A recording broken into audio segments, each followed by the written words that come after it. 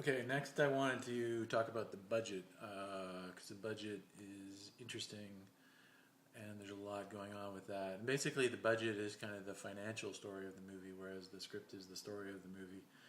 So anyway, here, and I would recommend getting some good software. I'm using Movie Magic Budgeting 7. It's really good software for putting your budget together. So here's basically what the budget looks like. This is called the top sheet, which kind of summarizes everything. And basically, the bottom line is it's about a $650,000 budget.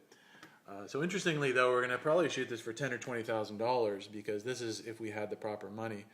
See, we would pay, for example, myself, I think, as the story editor, the story writer, would pay myself around $47,000 for the script. But of course, I'm not going to charge the company anything for the script. As a producer, I should probably get for a year's worth of work, maybe $80,000, $90,000. But again, that's all deferred. Basically, I'm not going to get it ever. And I don't care. I just want to make the movie. So that's what we call above the line. In here is the below the line, actually, when you go to shoot. And here, our costs are pretty minimal. We're just going to have to get people to sort of volunteer their time, basically, for a token amount of cash. The only thing that's really going to cost much is really production sound and camera. That's the key. I learned this from Dov Simmons. If you spend money on nothing else, spend it on the camera and the sound equipment. Because if you don't have that, you don't have a movie. So our total is actually $11,000 to shoot this thing. Then, crazily enough, our budget for the music rights, which is over here, is $300,000, which is pretty nutty.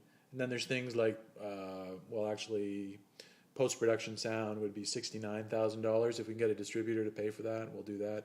If not, I can just do it myself here on my Mac computer. It's pretty amazing what you can do with Final Cut Pro, but obviously if you can take it out to a post-production sound house, that's a lot better.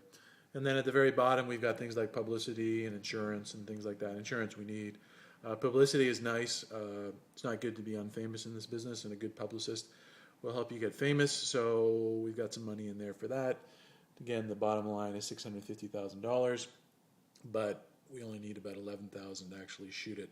So my good job next week, in the next 2 or 3 weeks, is just to get that $10,000 or $11,000, because quite honestly, I don't have it right now. But I've got lots of investors and lots of people interested, so hopefully we'll put that together.